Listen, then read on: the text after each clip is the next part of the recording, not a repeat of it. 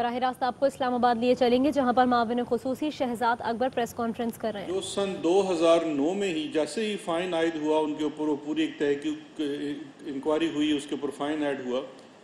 जब वो हुआ तो उसके बाद पाकिस्तान शुगर मिल एसोसिएशन और बहुत सारी शुगर मिलें अदालतों में चली गई और उन्होंने स्टेज दे लिए उस फ़ाइन को ना अदा करने की। को 20 अरब से ज़ायद का फ़ाइन हुआ इनको, अभी भी रिकॉर्ड पे मौजूद है। सन 2009 से लेके आज सन 2020 में हम बैठे हुए हैं। वो 100 से ज़ायद पटिशनर्स हैं, पटिशन्स हैं जिसके अंदर स्टेज हैं, और उन्होंने झगड़ा हुआ है उस फाइन को, जो कि बाकायदा कानूनी तौर पे डिटर्मिन होके हुआ था। 11 साल हो गए हैं, वो स्टे अपनी जगह बदस्तूर कायम है। अभी हमारी हुकूमत में अटॉर्नी जनरल साहब ख़ुद उसको तमाम हाई कोर्ट्स में परसू कर रहे हैं ताकि गवर्नमेंट का अपना एक उसमें नज़र आए कि गवर्नमेंट की विलिंगनेस है। लेकिन इसका मैं आपको कंपैरिजन बताना चाहता हूँ कि शुगर का बहरान पैदा हुआ, उस बहरान की नतीजे में प्राइम मिनिस्टर ऑफ पाकिस्तान ने यह फ़ैसला किया कि वो उसके ऊपर एक कमीशन बिठाएंगे और इसके महरक़ात का पता लगाएंगे, और ना सिर्फ पता लगाएंगे बल्कि उसके जो भी फाइंडिंग्स आएंगी उसको पब्लिक किया जाएगा।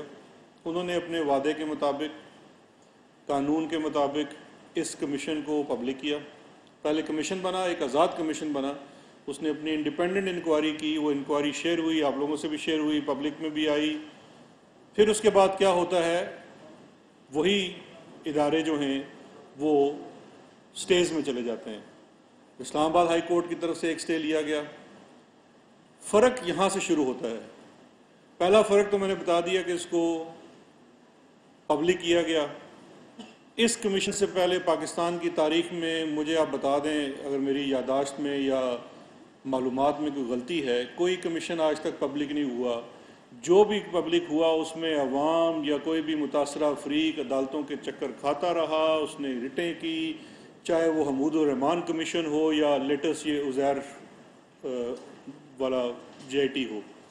ये रिपोर्ट्स अदालतों के हुक्म से ही पब्लिक हुई, और वो भी पटिशनर्स बेचारे चक्कर लगाते रहे अदालतों के, और पता नहीं कितना अरसा उनको सर्फ हो गया। ये तो एक बड़ी स्ट्रेट सिंपल फॉरवर्ड किस्म की ट्रांजैक्शन थी।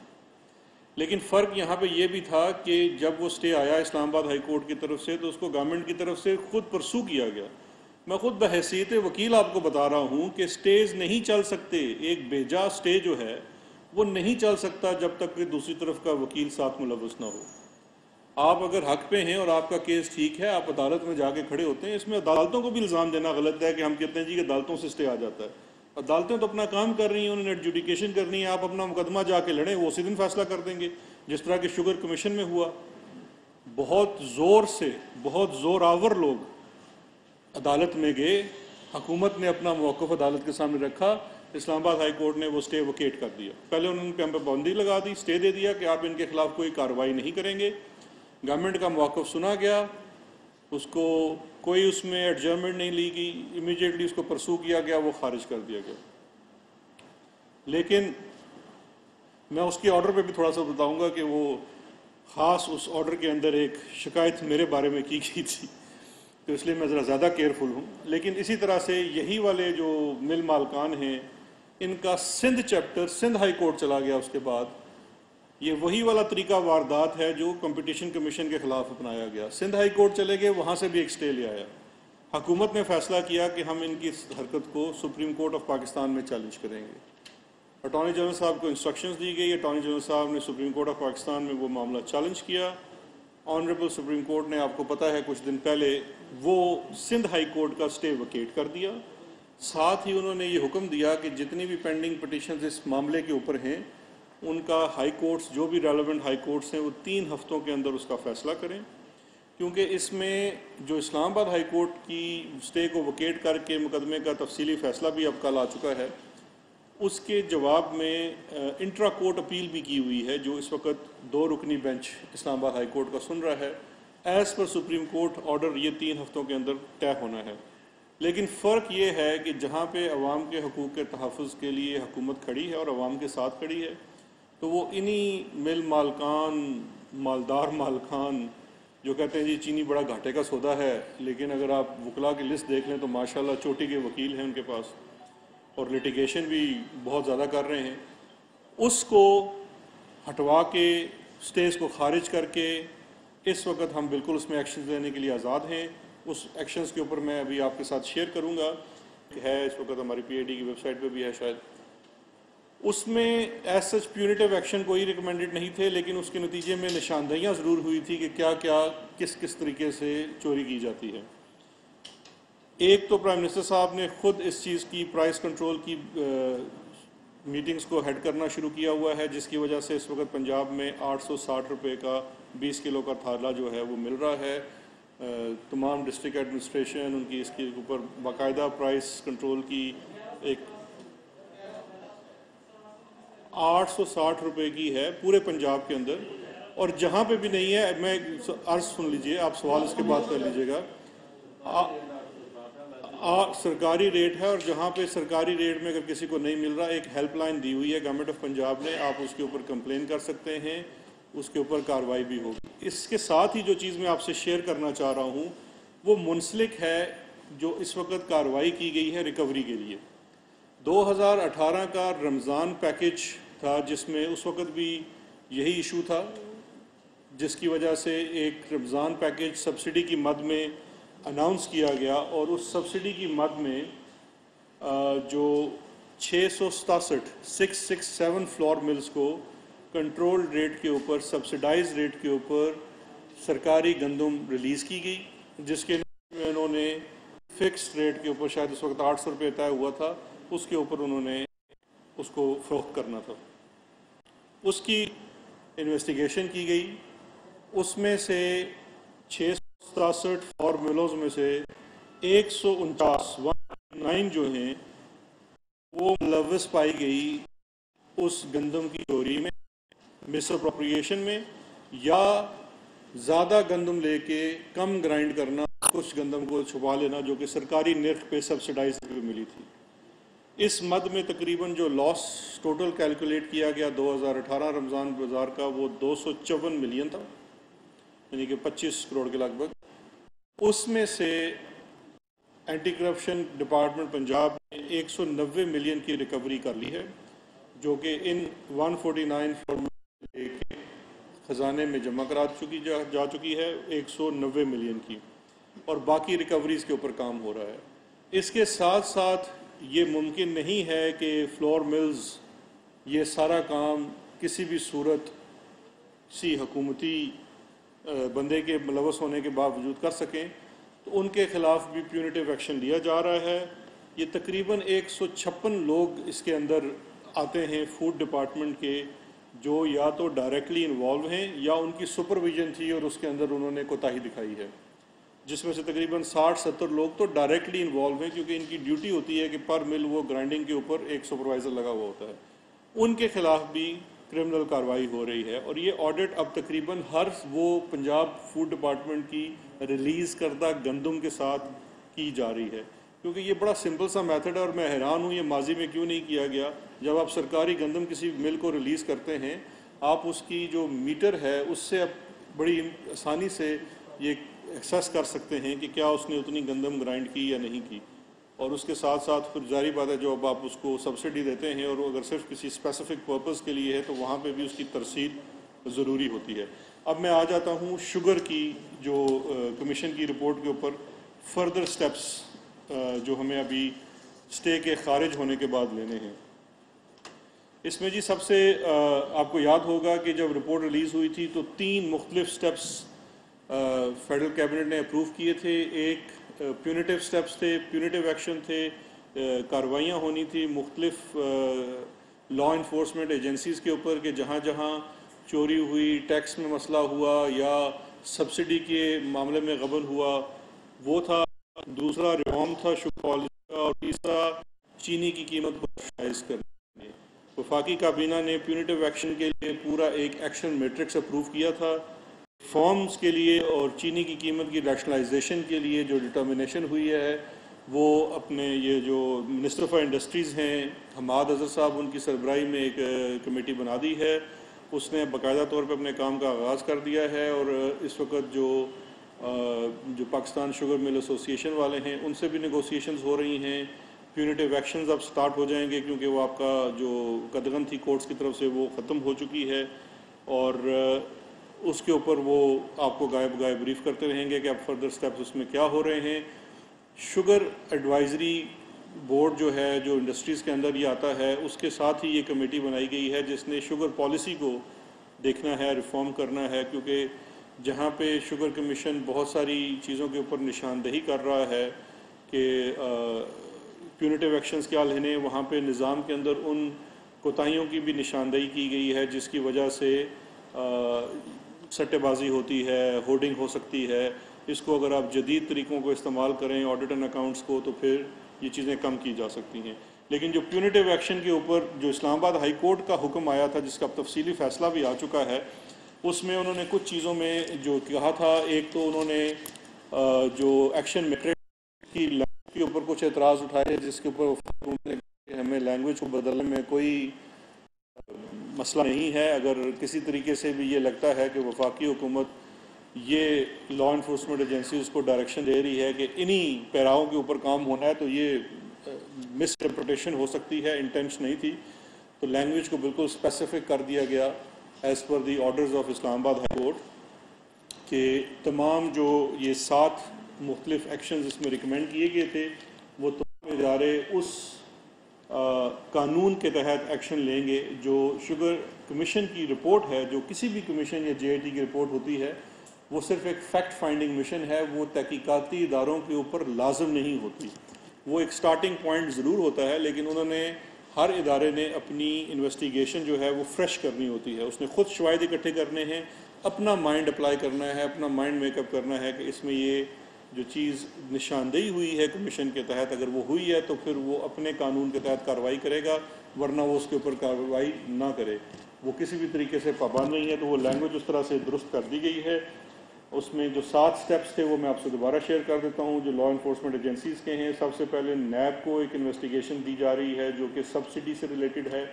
उसमें ये भी कहा गया है कि जो 5 साल की इंक्वायरी की जो रिपोर्ट है वो साथ मुंसलिक है, जो सब्सिडी के मद में जिसकी तरफ निशानदेही की जाती है कि क्या क्या इरेगुलरिटीज़ हुई या कोई क्रिमिनल एक्ट हुआ। साथ साथ ये भी कहा गया है कि चूँकि ये इसके अंदर आप नेशनल अकाउंटेबिलिटी ऑर्डिनेंस 1999 के तहत कार्रवाई करेंगे, तो ये लाजिम नहीं है कि आप ये 5 सालों तक इसकी सब्सिडी को देखें।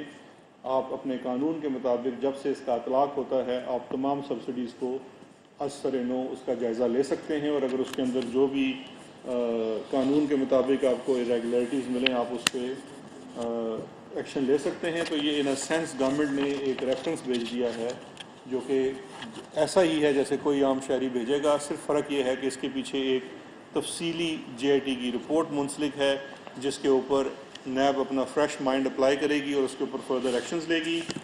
दूसरी चीज़ इसके अंदर जो है वो कंपटीशन कमीशन ऑफ पाकिस्तान को भिजवाई जा रही है, जो उनसे रिक्वेस्ट की जा रही है कि वो इन्वेस्टिगेशन करें कार्टेलाइजेशन के अमल के ऊपर, क्योंकि 2009 के बाद CCP ने इसके ऊपर कोई काम नहीं किया।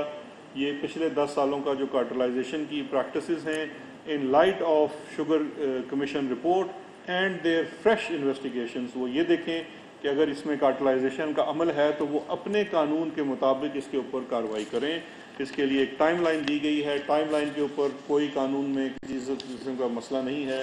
वफाकी हुकूमत बिल्कुल टाइमलाइन दी जा सकती है। 90 दिन का उनको टाइम दिया गया है। इसके अंदर वो डिटर्मिन करके वफाकी हुकूमत को इसकी रिपोर्ट भी सबमिट करें और एज़ पर लॉ इसके ऊपर प्रोसीड करें। State Bank of Pakistan as per the JIT report सीड्स हैं और लोन डिफ़ॉल्ट्स हैं और प्लेज जो शुगर स्टॉक्स हैं उसकी सेल का मामला है, जो कि वायलेशन होती है उस अपने लोन की टर्म्स एंड कंडीशंस की। उसकी इन्वेस्टिगेशन स्टेट बैंक को कहा है कि वो करें। इस ज़मन में स्टेट बैंक अपनी जो प्रूडेंशियल रेगुलेशंस होती हैं उसके मुताबिक भी कार्रवाई कर सकता है। इसके साथ साथ अगर कोई विलफुल डिफ़ॉल्ट का मसला है तो वो फिर जो नेशनल अकाउंटेबिलिटी ऑर्डिनेंस का कानून है विलफुल डिफ़ॉल्ट, स्वाबदीद होगी गवर्नर स्टेट बैंक की। अगर वो समझते हैं कि केस में विलफुल डिफ़ॉल्ट है तो वो उस मामले को नैब भी भिजवा सकते हैं as per the rules and regulations and laws of SBP जो स्टेट बैंक ऑफ पाकिस्तान है और नेशनल अकाउंटेबिलिटी ऑर्डिनेंस। इसके बाद एक और बड़ा अहम मामला था जिसके अंदर निशानदेही की गई थी शुगर कमीशन के अंदर, वो है कॉरपोरेट फ्रॉड की, कि पब्लिक में कुछ दीगर प्राइवेट कंपनी के अंदर बाकायदा कॉरपोरेट फ्रॉड कमिट नजर आता है। इस मामले की फर्दर तफ्तीश और एक्शन के लिए भेजा जा रहा है FIA और सिक्योरिटी एक्सचेंज कमीशन की ज्वाइंट टीम को, कि वो अपने तौर के ऊपर इसके ऊपर अपनी एक ज्वाइंट टीम बनाएं और उसकी इन्वेस्टिगेशन करें, और एज़ पर जो JIT की रिपोर्ट है इसमें जो भी चीज़ें जिनकी निशानदेही की गई है 7 लगाया गया है, और उसमें अगर जो भी चीज़ उसके मुताबिक आपकी फ्रेश इन्वेस्टिगेशन के मुताबिक है, जो भी लॉज हैं उनका है वो FIA के अंडर आता है या सिक्योरिटी एक्सचेंज कमीशन के तहत होता है, उसके ऊपर कार्रवाई करें। और इसमें कुछ हिस्सा जो है वो सनाउल्लाह साहब ने भी डाला हुआ है, क्योंकि उन्होंने ऑडिटर्स की निशानदेही की गई थी। तो जो मैट्रिक्स के अंदर हमने स्पेसिफिकली ऑडिटर्स का भी लिखा है, क्योंकि जो भी ऑडिटर्स ने, जो कि एक्सटर्नल ऑडिटर्स हैं, अगर किसी भी रिपोर्ट्स को वेरीफाई किया हुआ है और उस फ्रॉड को डिटेक्ट नहीं किया on the face of record है तो महकमों के लिए, ताकि इसी तरह से जो आपको वाला मामला याद होगा फेक एक्सपोर्ट्स की, जिनकी निशानदेही JIT की रिपोर्ट में की गई है कि अफगानिस्तान को चीनी के बदले सब्सिडी क्लेम की गई, दोनों अमाउंट क्वांटिटी में बड़ा वाज़ेह फ़र्क है।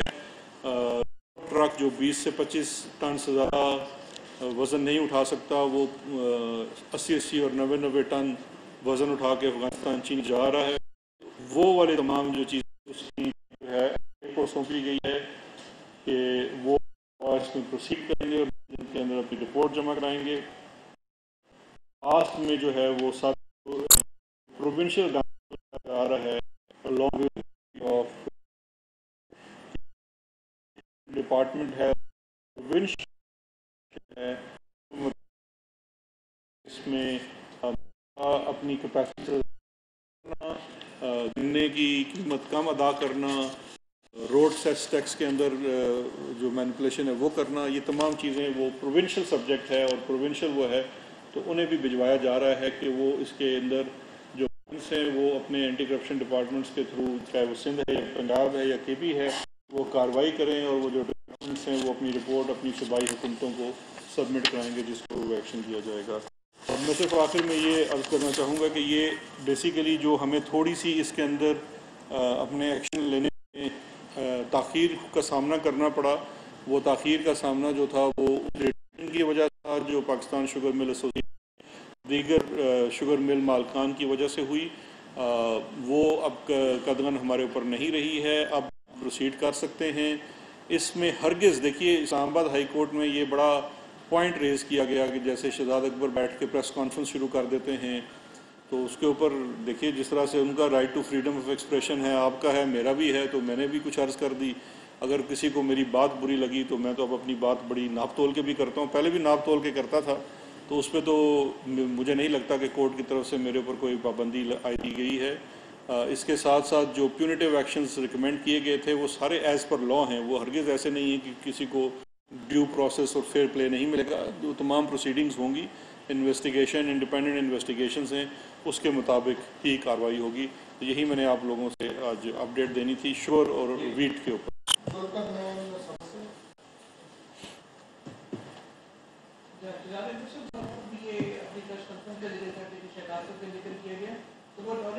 सुप्रीम कोर्ट में ये यकीन दिलानी कराई थी कि कोई प्रेस कॉन्फ्रेंस नहीं करेगा रिलेटेड टू शुगर क्राइसिस, वो उसने सुप्रीम कोर्ट में ऑर्डर में भी रिपोर्ट किया इस्लामाबाद हाई कोर्ट में नहीं, सुप्रीम कोर्ट की बात करो जो लेटेस्ट स्टेटमेंट।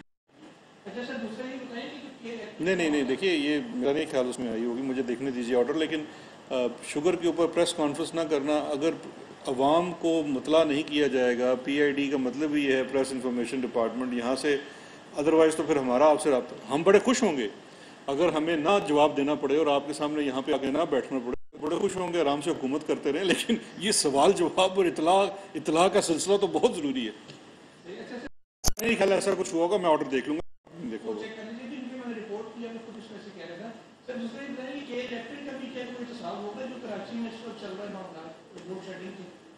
क्योंकि अब एहतसाब के मामले में सोचिए आपकी देखिए, मामले खुसूसी को पहले मेरे ऊपर इतने लोग अदालतों में चले गए हैं। बिल्कुल जो भी मामला अदालत किसी भी तहकीकाती इदारे के सामने आएगा वो उसके ऊपर कार्रवाई करेगा।